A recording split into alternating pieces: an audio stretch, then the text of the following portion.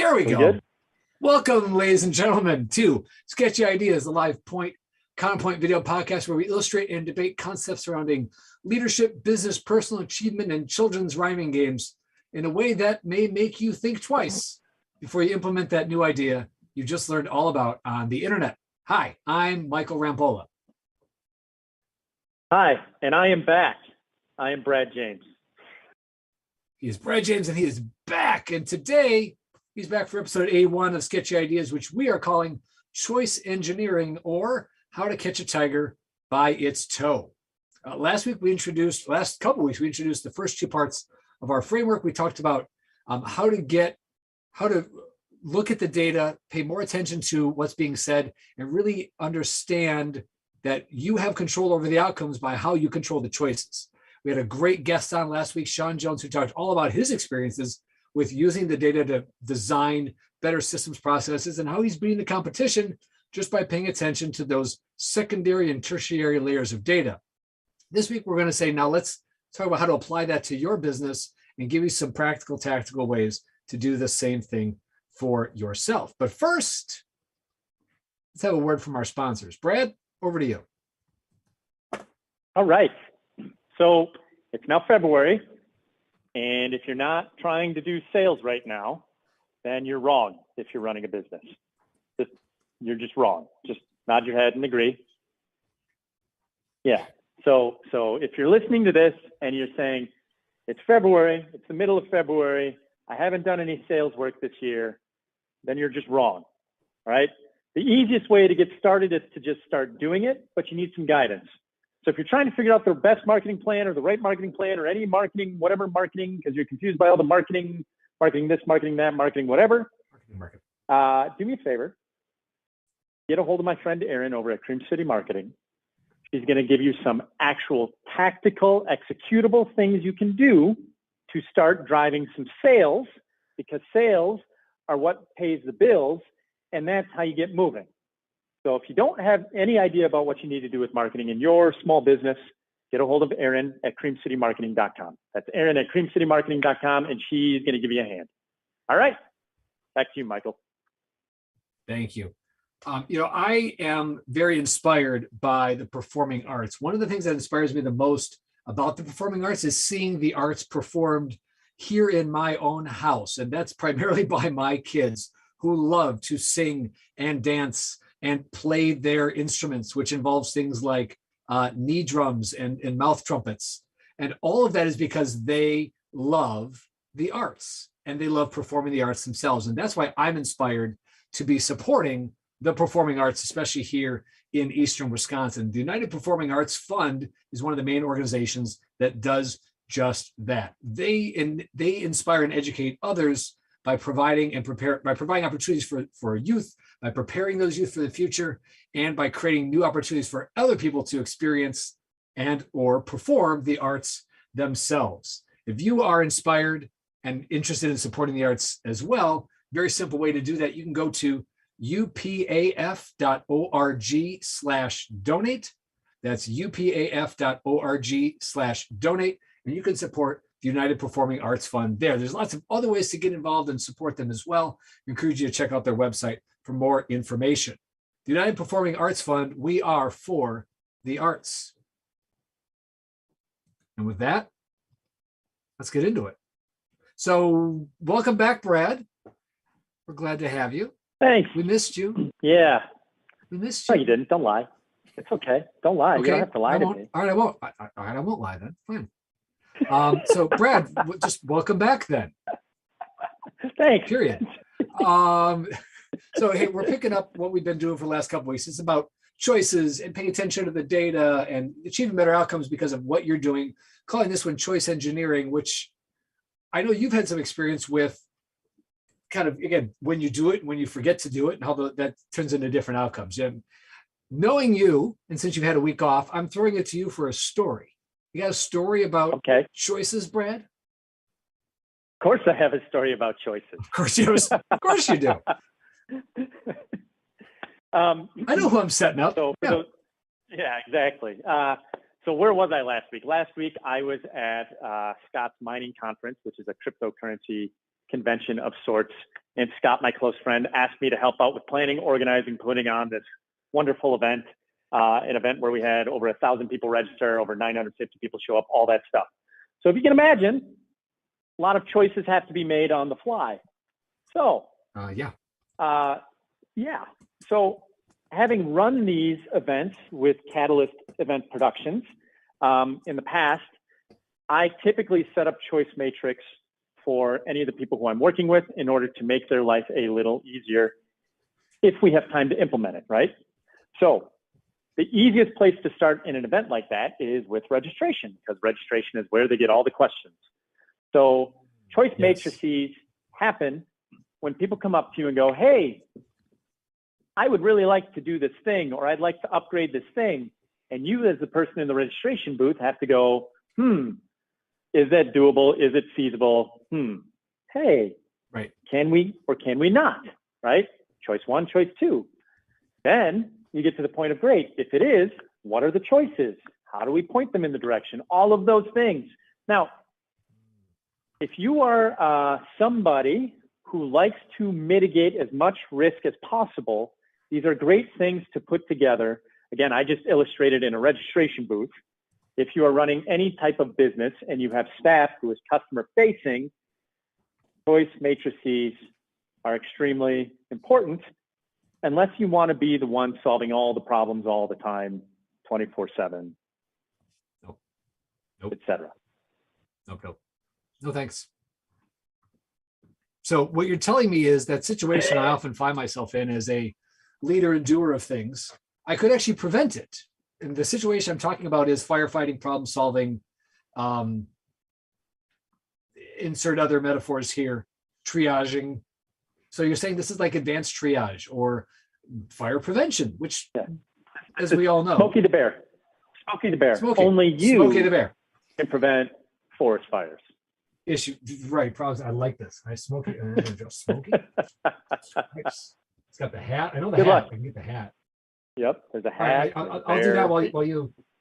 The bear. I need a brown. All right, keep going. So Smokey. Brown bear. Smokey the Bear. All right.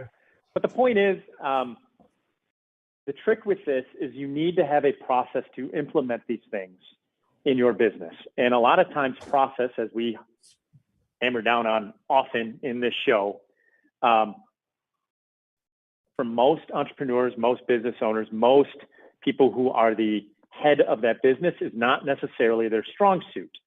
And there are other organizations out there that help you with this. You know, Michael and Spirity, this is something that they do often. And so you have to take some time, put in the effort, think about it, and then be willing to iterate so you don't get stuck in the whole Tatwati complex, which we see often as well. So again, all of these choice matrices are things that need to be put in place and then iterated upon over and over and over again. But that's also why you call this eeny, meeny, miny, mo, right? You got it. That get there right. So yeah, because eeny, meeny, miny, mo is right. As Michael's, yes or no. as Michael is doing his cool drawings, I just want to show you my drawings. I have eeny that I had to do prior. I had meeny. I like that's me. It's good meany. I had mini, and I got Nice. Mo. Hey Mo. Eeny, meeny, miny. Hey Mo. I love it. That's fantastic. I love that. Well done. So because here's the thing about that. So that's a good example. And what I like about it is typically eeny, meeny, miny is one is like eeny, meeny, like it's a yes or no, which goes back to your point of can we or can we not, which if the decision is simply binary, okay, then presenting those two choices, yes or no, in or out, today or tomorrow, is pretty straightforward. If you think about eeny, meeny, miny, mo, if you know what you're doing, you can land on the one you want to land on, right? So eeny, meeny, miny, mo, catch a tiger by the toe. If you eeny, meeny, miny, mo. Okay, so it's an odd. No, it's an even. It's an even number of things. And therefore, whichever one I start on is going to be the one I don't end up with. Right? Okay. So if you're playing eeny, meeny, miny, mo with yourself, an adult or a child, what this means is you can actually, design the outcome or choose the outcome, but make it appear to be random. And sometimes choice engineering is about presenting the perception of choice, even when I've engineered the outcome in advance. Happens often. Happens The other very way often. I always think of this in pick a card, any card games, pick a card, any card magic tricks, right? Because if you know how magic works, at least at its most basic level, I've probably already chosen the card for you, or I already know which card you're going to choose before I even splay them out for the perception of a choice, right? But it's the perception that you're choosing is what makes the whole thing look like magic. And if I'm taking that to my business, I want people to have that perception of choice, right? We talked about this when we talked about sales and marketing, right? So that perception of choice is important. Yes. Why is it important for the prospects, our consumers, our clients? Why is it important for them to have the perception of choice? How does that enhance our interaction? People like to think they like choices because choice equates to freedom and a buying mechanism rather than being sold. People like to buy, they don't like to be sold. So when you create choices, when you lay them out in a specific manner, you end up creating opportunities to upsell. You tend to create opportunities to increase the value of the sale, and you increase the opportunity to interact and be the hero or the right selection for that individual. So then they continue to come back. Now, choice engineering, super hard for a lot of people. Again, it takes time to figure it out too, because you need all that data as well. But if you're Michael and you're a magician, somehow you pull rabbits out of hats. Rabbits and hats? You got your, no, that's a mouse, not a rabbit. All right, so hat. Yeah, that's magic. mini. It's mini, not, yep. Okay, so magic hat, here comes rabbit. So in order for the rabbit to come out of the hat, right, magic terminology, the rabbit's got to be in the hat in the first place. Let's just be honest. But it's getting it in there in advance. So when it comes to choice engineering, the thing I want as the outcome needs to be into the set of choices. And I also need to make sure that it comes out at the right time, but still appear like it was not set up in advance. So some ways that I can engineer choices is, let's just think of a basic drop-down list, right? In a basic drop-down list, the items at the top tend to get selected first. So placement in a series of choices is one thing. Another way to enhance the choices or the likelihood of a choice being chosen is to call it out in some way. Think of like a menu at a restaurant. They've got featured items, right? Or the special, or the little star over here that says featured favorite. Any of those ways to feature a set of items significantly increases the likelihood that those items are going to get chosen over their competitors. And how do we know this is true? Because I can actually put the exact same item on the menu in two different places without changing anything else. And people will literally point to or believe that they're choosing this version of it over the other one, even if they're the exact same item. So there's an example. So if you're one of those people who notice on menus that it's literally the same item in the appetizer as it is somewhere in the entrees, especially at like a la carte restaurants, it's the same item. They call it something different, but that's something that typically happens often. And the appetizer typically costs more per unit of whatever than the entree does. Correct. Because I'm willing to pay more for an appetizer. I don't know why, but it's a thing. Appetizers, yes. So you're hungry. So different. But you're hungry. When you go to a restaurant, you're hungry. So the demand is higher. Section, right? Different title or name of a thing. So this also then talks to why sometimes things trend that don't seem to have any reason to be trending. Right? It's that firstness, the firstness of a thing, the getting a little bit of momentum behind a thing often makes it rise to the top of any set of peers. Again, knowing this can help you to engineer things in your favor, right?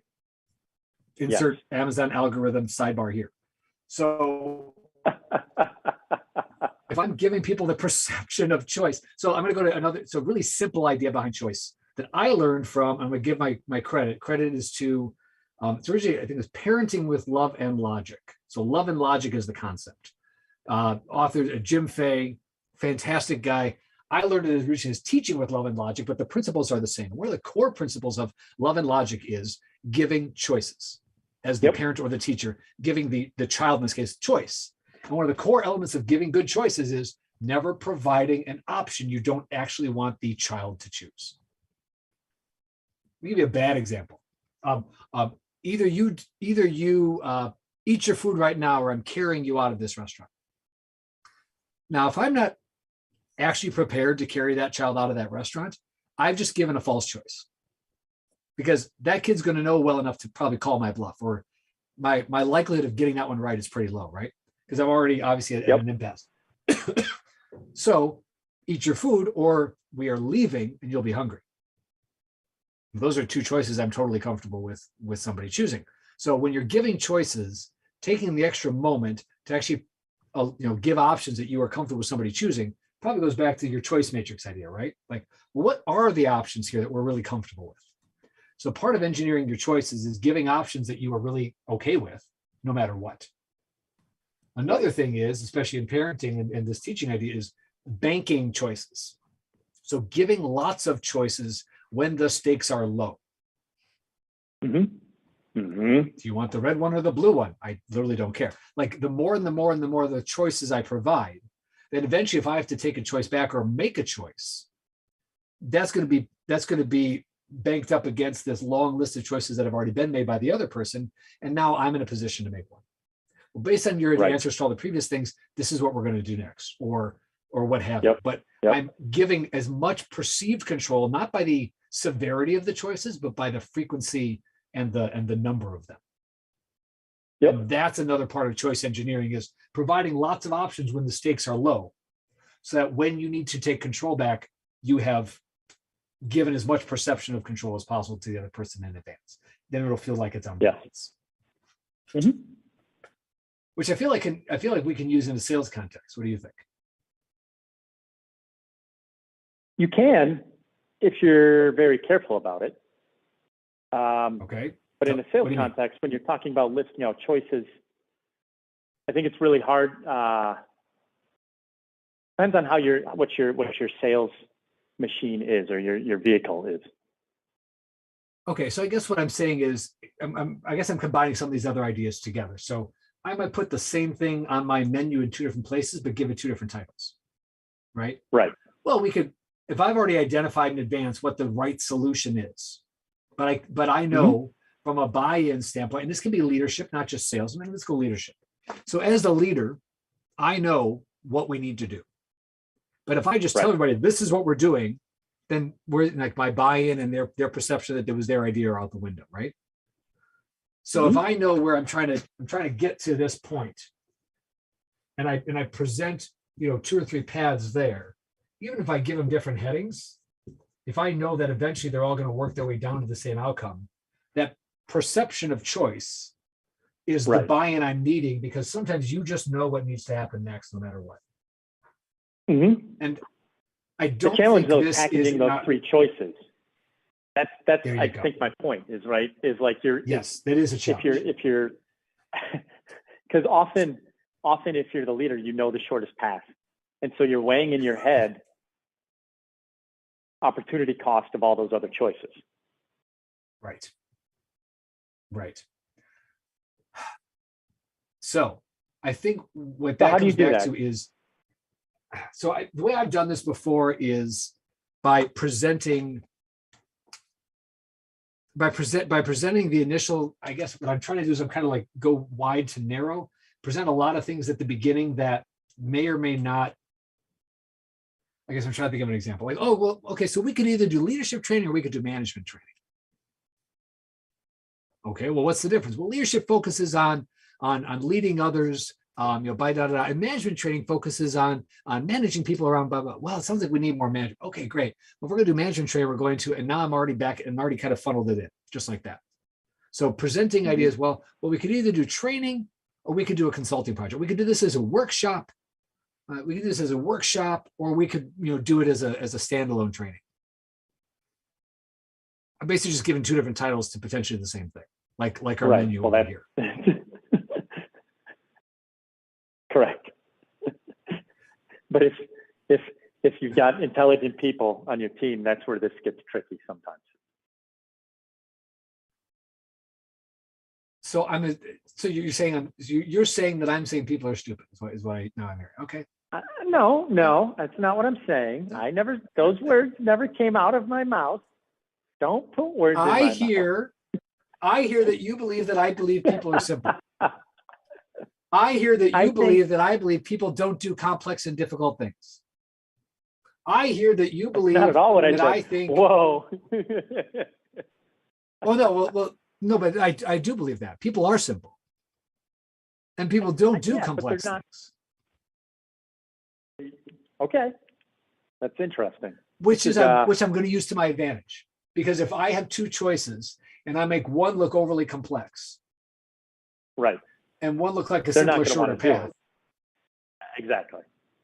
Yeah, people don't want to work because people are inherently lazy. That is one of the 5 rules of human beings. Biological animals are inherently lazy. There's 5 of them. I don't remember what all 4 are, but yeah. Well, the first one is clearly lazy. And the second one is we don't remember things unless we write them down, apparently. I remember the other 4. Okay, good to know. We don't do complex, we do simple. You can remember one thing. We're lazy. No, but by the end of this year, friends, we're going to have the what is it? The rules, the secret to life. What is it? Number 34, whatever it is. 42. Come on. 42. See, I can't even.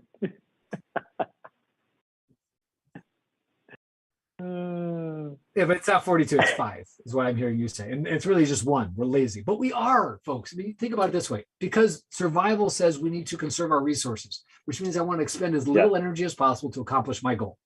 So therefore, if one path looks long and one looks short, guess which one I'm taking? Robert Frost was right. And wrong at the same time, right? The road better traveled is probably the straighter shot, too. And it's going to take a whole lot less effort to get there. Has it made all the difference? It sure has. And I don't know if it was, he never said if it was a good difference.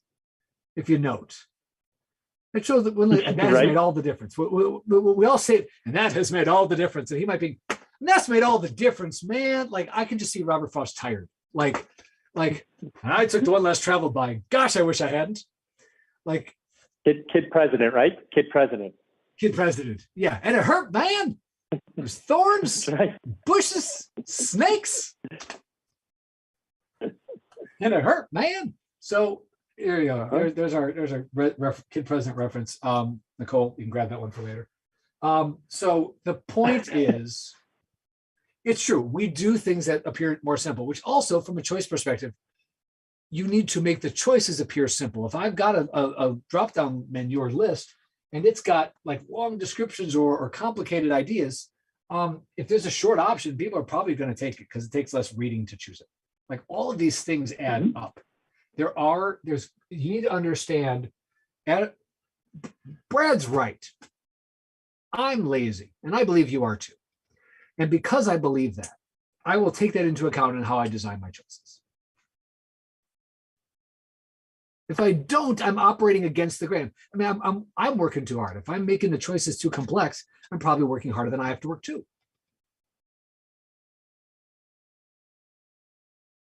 Agreed. But at the same point in time, it's more of a smoke and mirrors thing than it is anything else. Okay, so now I'm a charlatan. Okay, it's cool. I mean, really, just keeping it on today. Smoke and mirrors, snake oil salesman. I'm a charlatan. I'm a snake oil salesman. I never said snake oil salesman. That came out of your own mouth. That's what I heard. Nicole, can I get a ruling? She's nodding. She's totally nodding. Did you see the nod? It's totally a nod. I don't know who she was not going to take sides. I have a choice matrix for you, Nicole. I have a choice matrix. Snake oil salesman, or is he not a snake oil salesman? I'm not taking sides. was going to say, I That think she wasn't one of my froze. options. She did. That's okay. Yeah, Tell me more, right? Ask for more information. So okay, so I'm going to go back to what we heard from Sean last week. What I heard from Sean last week was one example. Like, let's take our store layout. How he said he lays out his store, right, is presenting choices in a way that he wants to engineer the outcomes, right? End caps. The end caps make for easy choices because typically the product on the end cap isn't positioned against its competitors. So it's not whether do I want this or that, it's do I want this or not, which simplifies a series of choices. I present it as a sale item, and now that decision is yes or no, not this or that or nothing. So just that alone like brings the choices down. Do I want it on sale or do I want to wait till it goes back to full price? Like the perception of that situation, that's not smoke and mirrors, right? That's presenting not at all. a simplified series of choices, right? Correct. Yes.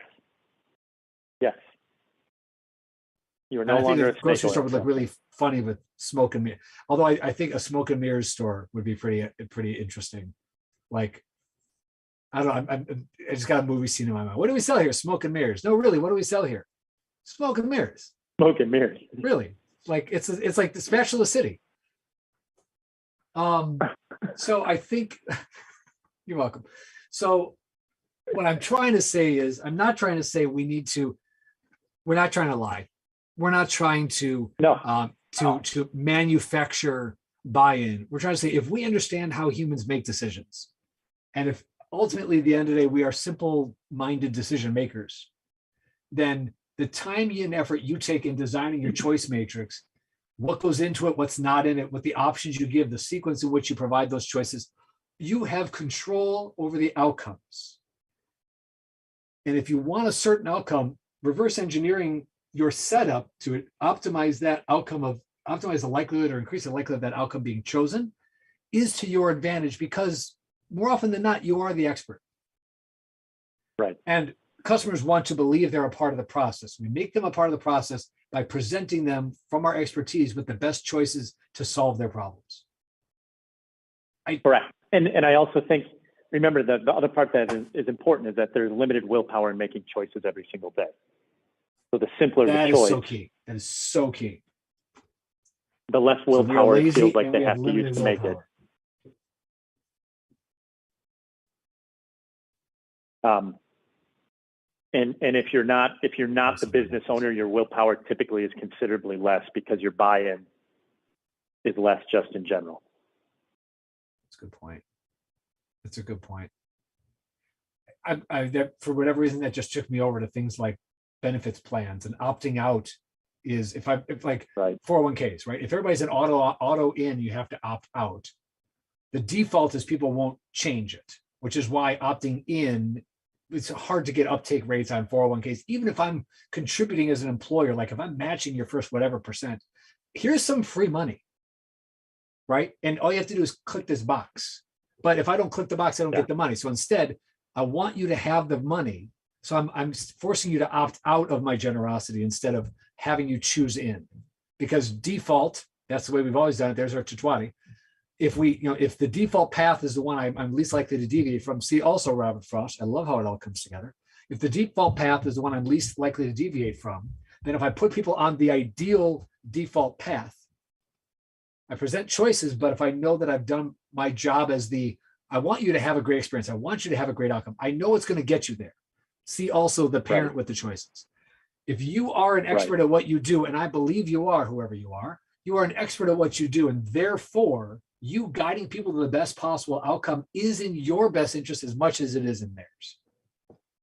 Yep. I just want you to see that you've got more choice and control over it than you realize as the engineer. And if you want one to hit this thing home, if you're a business owner, if you want something to hit this home, once you figure out the choice matrices, now you can build automation and programming and AI in order to alleviate all that off your plate. So because really that's what it all comes back to. It's all automatable once you understand what the choices and the paths are. You're right, which is efficiency and productivity and Yep. So this is something that for those of you in marketing, if you're building bots, this is really important. Right. If you're in sales and you're trying to build a sales development rep, this is important.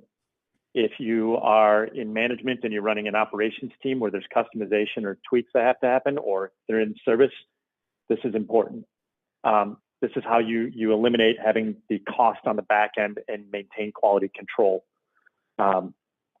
It's important, and it's hard. I'm not gonna lie. This is hard stuff.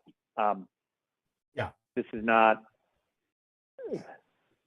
We make it seem like eeny, meeny, miny, mo. And as much as I love Mickey and Minnie and Walt Disney, that was not built in a day, right? So you got to understand. Nice. Yeah. Like, take some time with this. This is not built overnight. This is built over the course of a year. Right. Yeah, because you're defining an initial set. You're tracking the results. If it's getting the results you want, great, multiply. If it's not, go back and adjust and tweak.